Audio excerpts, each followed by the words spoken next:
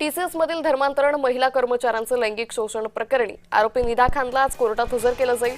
निदा खानची 4 दिवसांची पोलीस कोठडी आज संपते, तर निदाचा जप्त केलेला मोबाईल तपासणीसाठी फॉरेन्सिक लॅबमध्ये पाठवला आहे। या संदर्भात अधिक माहिती घेऊयात आमचे प्रतिनिधी जयेश सावंत यांच्याकडून। जयेश, आज निदा खानला कोर्टात हजर केलं जाईल, काय अधिक माहिती?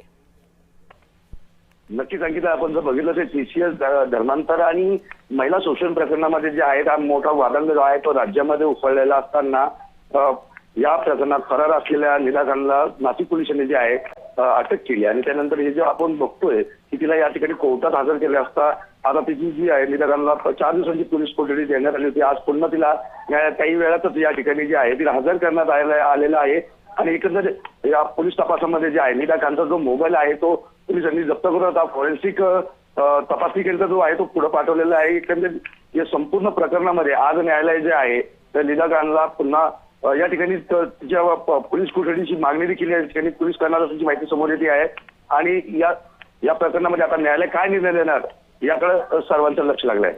निश्चित या संदर्भातले अपडेट आम्ही घेत राहू तुर्तास। जय, धन्यवाद आपण दिलेल्या सविस्तर माहितीसाठी।